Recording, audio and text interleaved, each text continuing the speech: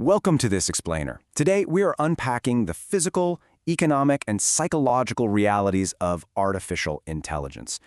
We so often hear AI talked about as if it's just this weightless, invisible magic floating around somewhere up in the cloud.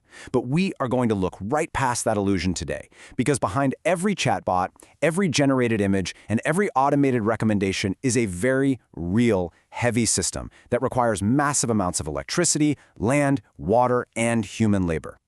We're going to explore exactly who is reaping the benefits of this tech, who is absorbing its hidden costs, and what actually happens when we become totally dependent on systems that most people can't see, audit, or control. Let's dive right in by hitting on the central theme of our source material. AI is absolutely a double-edged sword. It has the power to drastically improve our lives, or it can inflict some serious harm. It all depends on how it's used. The exact same underlying technology that helps a doctor diagnose a complex disease or helps meteorologists predict severe weather can also be used to generate malicious deepfakes, clone a loved one's voice for a scam, or trap teenagers in endless cycles of screen addiction. It is simply neither entirely good nor entirely bad. To truly understand this complex landscape, we're going to systematically cover 5 key areas today. First, we'll weigh the overall impacts of the double-edged sword. Then we'll examine algorithms, attention, and trust. After that, we'll look at the hidden physical costs, the danger of our growing dependence, and finally, how we can create safe boundaries. All right, part 1, the double-edged sword, weighing the impacts of AI. We have to start with a broad look at the contrasting forces at play here, because you really can't paint AI with a single brush.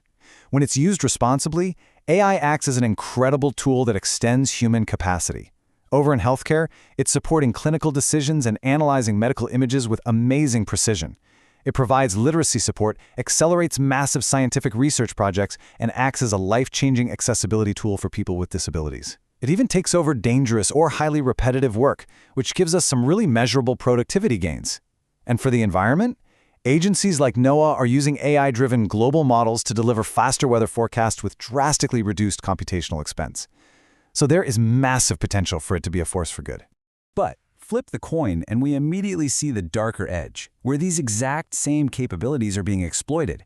AI essentially lowers the cost of deception. We are currently seeing a massive surge in voice cloning, synthetic propaganda, deepfake imagery, and those terrifying family emergency scams. In 2023 alone, reported losses from government and business impersonation scams exceeded $1.1 billion. AI is making these scams, along with mass surveillance and totally new privacy losses, far cheaper and far more personalized. Moving on to part 2, algorithms, attention, and trust. This is our digital reality. AI didn't just suddenly start with chatbots. Social media platforms have been using predictive AI algorithms for years to battle for our attention. And the numbers are wild. Right now, the average teen is clocking in at 3.5 hours of daily social media use. That sits dangerously above a very critical line. The U.S. Surgeon General has actually set a 3-hour risk threshold for youth mental health. Young people spending more than 3 hours a day on these platforms face approximately twice the risk of experiencing depression and anxiety symptoms. So why is this happening? Well, it's because AI recommendation systems are designed with one ultimate goal: engagement. They analyze your clicks, your viewing time, your reactions, all to predict what will keep your thumb scrolling. And unfortunately, content that creates fear, outrage, or insecurity is usually what gets the most attention. By prioritizing that emotional intensity over reality, these algorithms trap users in really harmful loops. To put it into perspective, 46% of teens report that social media actually makes them feel worse about their body image. Now add generative AI into that mix, and we are facing what might be the technology's most damaging social effect yet: a fundamental crisis of public trust. When engagement algorithms start distributing AI-generated deepfakes, fabricated news, and totally fake experts, people can easily be manipulated into believing lies just because they look incredibly real.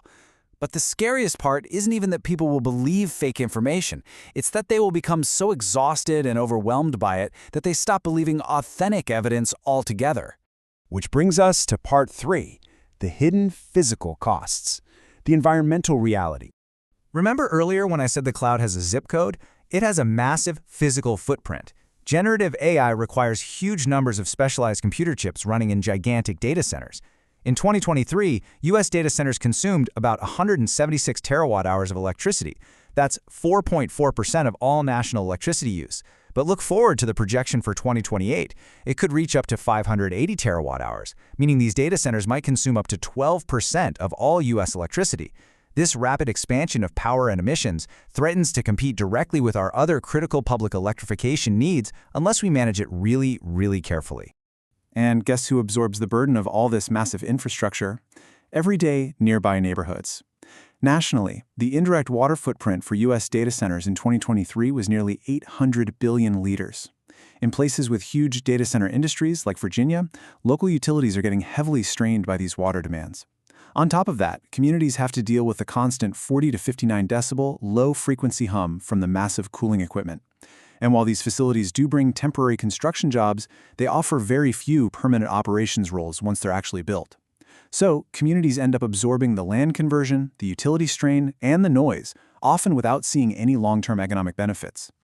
All right, part 4, the danger of dependence. Let's talk about the human reality. So, what actually happens to our own human judgment when we rely on these massive physical and digital systems a little too heavily? Corporate adoption of AI is accelerating at a breakneck pace. Among U.S. firms with at least 250 employees, adoption has already hit 37%. Now, when used carefully, this is fantastic for productivity. But when companies rely too heavily on these automated systems, the risk of losing institutional knowledge, experienced employees, and independent quality control just skyrockets.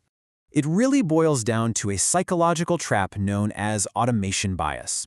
This is our completely natural tendency to blindly trust an automated system just because it looks sophisticated, fast, and objective. But the danger here is incredibly real. An AI system can be completely wrong, yet present its answer with absolute, unwavering confidence. It can hallucinate facts or reproduce deeply ingrained historical biases. When individuals blindly defer to it for critical learning, medical, financial, or legal decisions, and we stop verifying the output, we aren't just automating efficiency anymore. We are literally automating error and discrimination. We absolutely must maintain a strict dividing line here. There is a massive difference between using AI as an assistant and treating AI as an unchecked authority. Studies actually show that when workers use AI as an assistant, they can complete tasks 12% faster. It expands our capabilities, but when we treat it as an unchecked authority, when we completely surrender our personal judgment for high-stakes decisions, it actively weakens our critical thinking. The golden rule here should be, use AI to expand your thinking, never to surrender it. Finally, Part 5, Creating Safe Boundaries. How do we balance innovation with responsibility? Finding a safe balance demands shared responsibility across the board. It cannot just fall on the individual user to read a massive terms of service agreement. Individuals do need to verify claims and protect their privacy, absolutely. But companies must keep qualified humans in the loop for high-stakes decisions and provide real appeal procedures. Social media platforms desperately need to authenticate synthetic content and stop rewarding harmful, outrage-driven engagement. And governments and local planners, they must require strict environmental, water, and noise reviews before rubber-stamping huge data centers. Innovation shouldn't just be a free pass to push risk onto workers, consumers, and rate-paying communities. So, as you reflect on the facts presented in this explainer, I want to leave you with the ultimate question that we all must ask ourselves, our local leaders, and the companies building these tools. Can we build an AI future that expands human potential without weakening human judgment, exploiting communities, or allowing technology to become an authority people can no longer question or control? The future of AI shouldn't just be determined by the investors financing it.